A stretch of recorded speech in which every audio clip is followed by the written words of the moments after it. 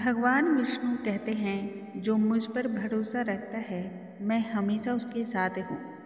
जो मेरी प्रार्थनाओं को मुझे निरंतर स्मरण करता है, मैं सदैव और हर कदम पर उसके साथ हूँ तथा मैं उसकी रक्षा करता हूँ।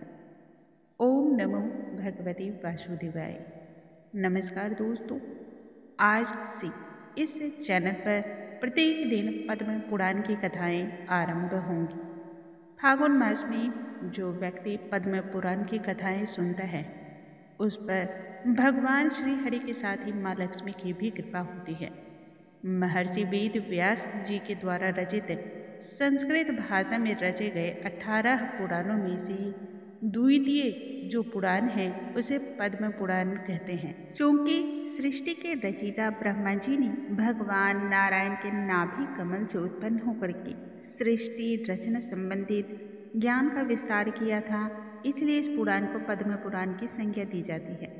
इस पुराण में भगवान श्री हरि की विस्तृत महिमा के साथ ही भगवान श्री राम तथा श्री कृष्ण के चरित्र, महात्म्य, शालिग्राम का स्वरूप, तुलसी जी की महिमा आदि जैसी अनेक चीजों के बारे में वर्णन मिलते हैं। इनके बारे में व्याख्या की गई है।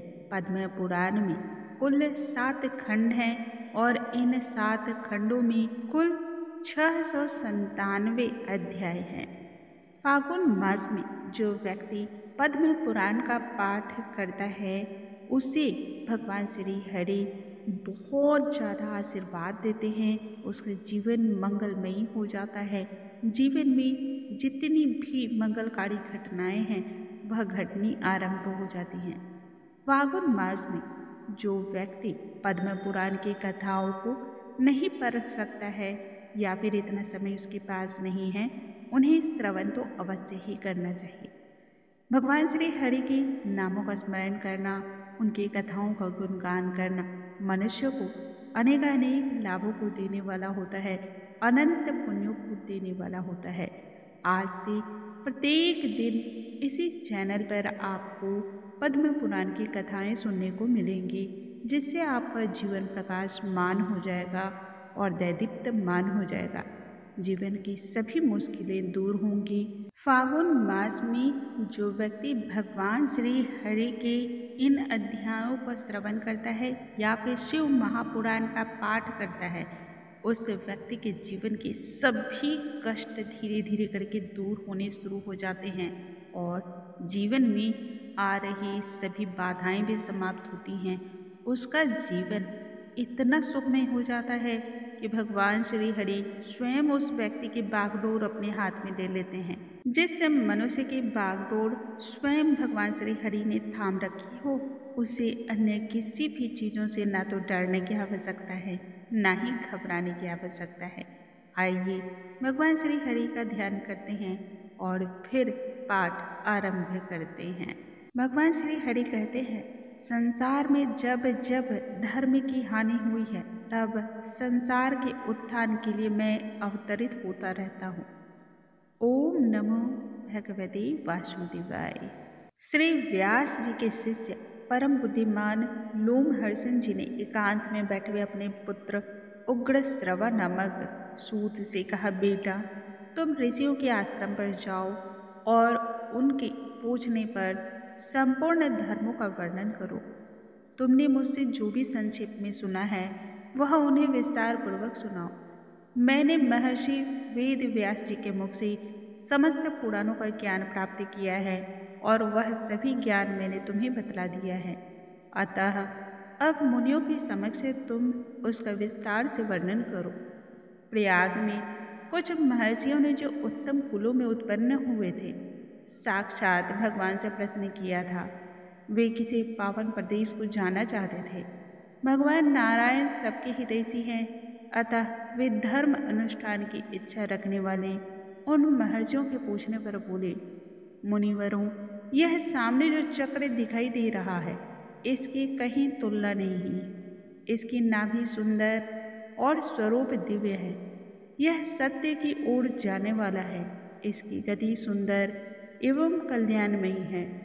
तुम लोग सावधान होकर के नियम पूर्वक इसके पीछे पीछे जाओ। तुम्हें अपने लिए हितकारी स्थान की प्राप्ति होगी। यह धर्ममय चक्र यहाँ से जा रहा है। जाते जाते जिस स्थान पर इसकी नेमी जीर्ण शीर्ण होकर के गिर पड़ी, उसी को पुण्यमयी प्रदेश समझना। उन सभी महर्षियों से ऐसा कह के भगवान अंतर्ध्यान हो जाते हैं और वह धर्म चक्र नैमिषारण्य के गंगावर्त नामक स्थान पर जा गिरा। तब ऋषियों ने नैमिषीर्ण होने के कारण उस स्थान का नाम नैमिष रखा और नैमिषारण्य में दीर्घ काल तक चालू रहने वाले यज्ञों का अनुष्ठान आरंभ कर दिया। वहीं तुम भी जाओ और ऋषियों के पूछने पर उनके धर्म विषयक संशयों का निवारण करो। तदंतर ज्ञानी उग्र श्रवा पिता की आज्ञा का मान रखते हुए उन मुनीश्वरों के पास गए तथा उनके चरण पकड़ के हाथ जोड़कर उन्हें प्रणाम किया। सूत जी बड़े बुद्धिमान थे। उन्होंने अपनी नम्रता और प्रणाम आदि के द्वारा महर्षियों को संतुष्ट किया। वे यज्ञ में भाग लेने वाले महर्षि भी सदस्यों सहित बहुत प्रसन्न हुए तथा सबने एकत्रित होकर के सूत जी का यथा योग्य आदर सत्कार किया।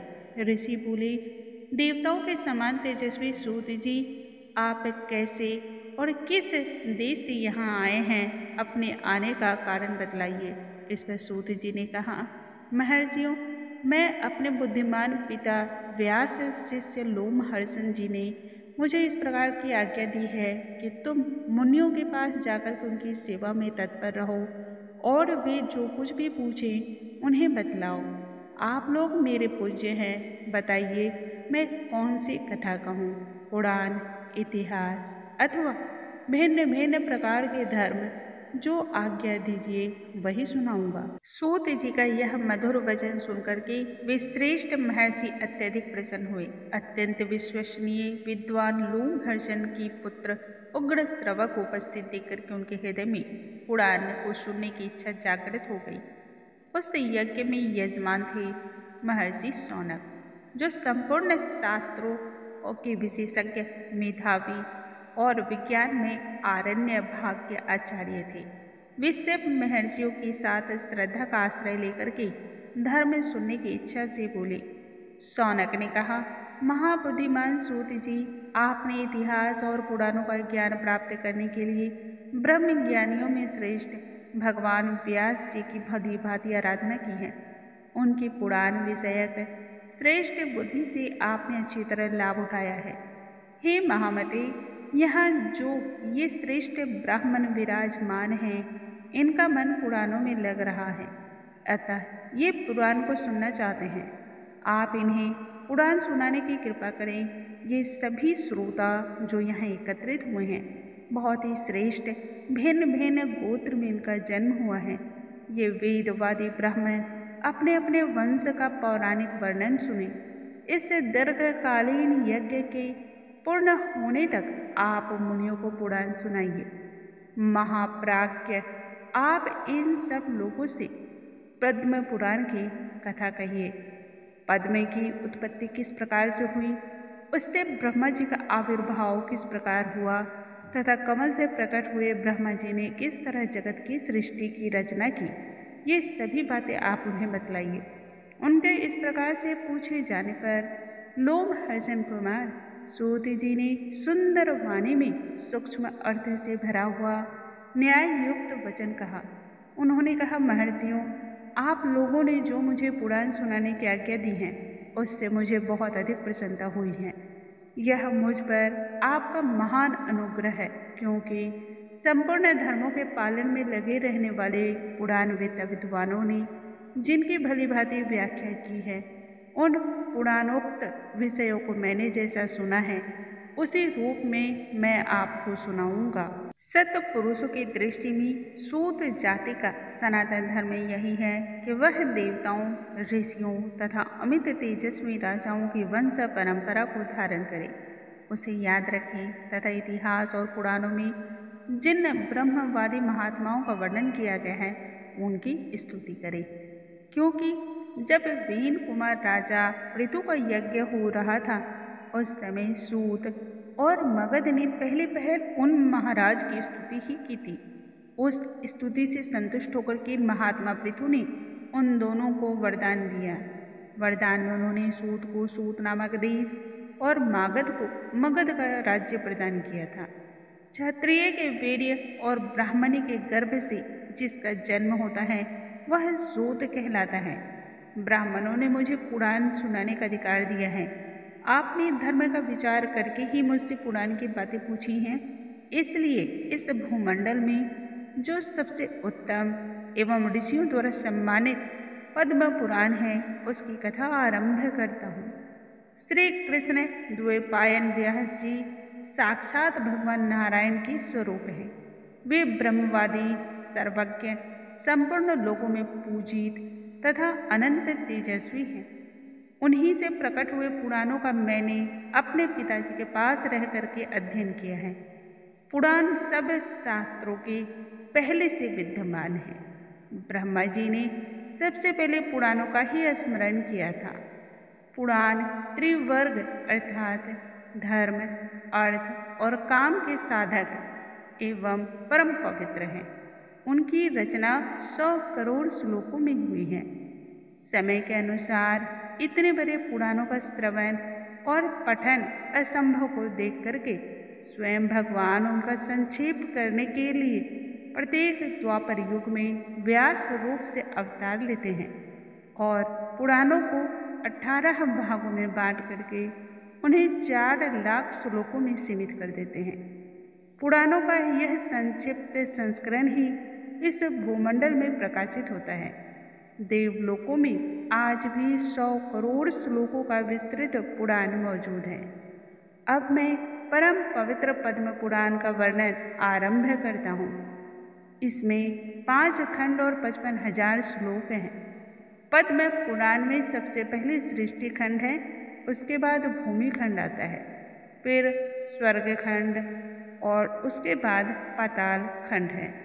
तदंतर परम उत्तरखंड का वर्णन आया है। इतना ही पद्म पुराण है।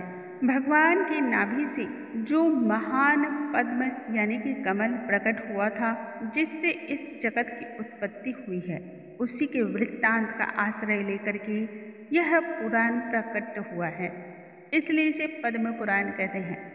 यह पुराण स्वभाव से ही निर्मल है, उस पर भी इसमें श्री हरि भगवान विष्णु के महात्म्य का वर्णन होने से इसकी निर्मलता और भी अधिक बढ़ गई है। देवाधिदेव भगवान विष्णु ने पूर्व काल में ब्रह्मा जी के प्रति जिसका उपदेश दिया था तथा ब्रह्मा जी ने जिसे अपने पुत्र मरीचि को सुनाया था, वही यह पद्म पुराण है। ब्रह्मा जी ने इसे जगत में प्रचलित किया, उनका विस्तार किया और वर्णन किया है। इस प्रकार से आज का वीडियो हम यहीं पर समाप्त करते हैं। पद्म पुराण की कथाएं कल हम इसकी आगे की सुनेंगे और जानेंगे उस अध्याय में भीष्म और पुलस्त्य का संवाद, जो कि सृष्टि क्रम का वर्णन तथा भगवान विष्णु की महिमा को बताता है। उस अध्याय में हम जानेंगे जो व्यक्ति भगवान विष्णु का ध्यान करता है, जागरण करता है, उनके नामों का कीर्तन करता है, उस व्यक्ति को किस प्रकार के सुख की प्राप्ति होती है। दोस्तों, भगवान विष्णु इतने अधिक कल्याणमयी जगत के पालनहार हैं कि मनुष्य मात्र इनके ही नामों का स्मरण कर ले तब उसका दिन रात सभी कुछ परलोक को देने वाला होता है, परम पद को देने वाला होता है।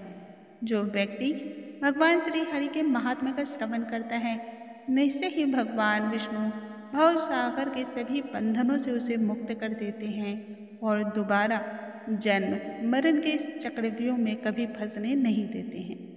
बोलो भगवान श्री हरि की जय, भगवान विष्णु की जय।